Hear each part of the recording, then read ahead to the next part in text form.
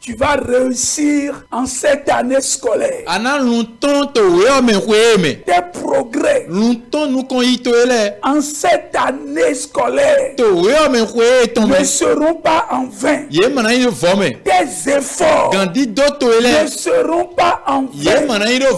Parents, tes dépenses, tes efforts pour tes enfants ne seront pas en vain. Oh, je déclare que tu vas réussir en cette année scolaire. Mais je voudrais que tu saches quelque chose.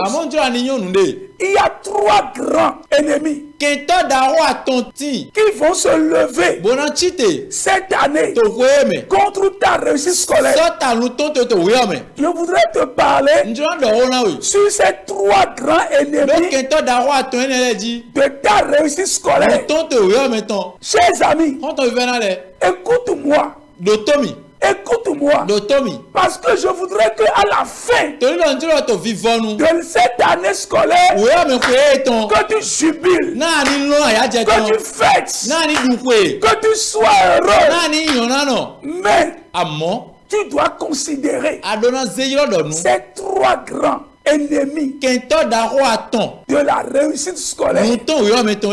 Premier ennemi, c'est la paresse. Dis avec moi, la paresse. Le premier ennemi de ta réussite scolaire, c'est la paresse. Quand tu remets toujours tes devoirs à demain, les devoirs qu'on te donne là, quand tu remets à demain, quand tu préfères dormir ou jouer au lieu d'étudier, tu t'éloignes de ta réussite. Tu ne vas pas échouer. Mais pour ne pas échouer, considère ce premier ennemi et fais attention à cela. Deuxième ennemi, c'est la mauvaise compagnie. La mauvaise compagnie.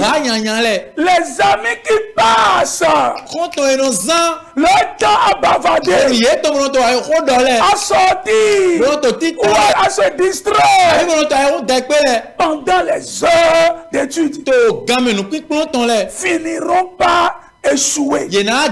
Finiront par t'entraîner aussi dans l'échec. Donc, il faut fuir la mauvaise compagnie.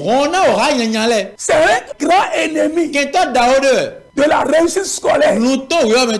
La mauvaise compagnie. Fais attention à cela. Fais attention à cela. Troisième grand ennemi. N'oublie pas que je suis en train de te parler sur les 3 grands ennemis de la réussite scolaire qui vont se présenter contre toi cette année scolaire. Et la rentrée a commencé. La rentrée a commencé.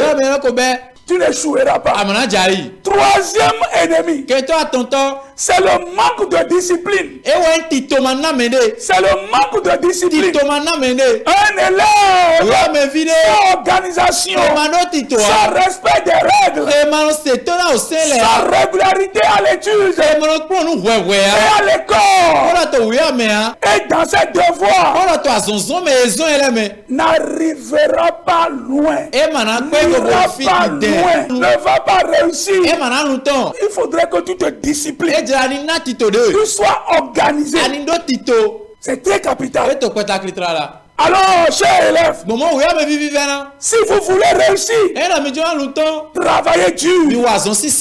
Choisissez bien vos amis et soyez disciplinés. Écoute ceci. La réussite n'est pas une chance, c'est une discipline. La réussite, ce n'est pas un fruit de hasard. Ce n'est pas une chance.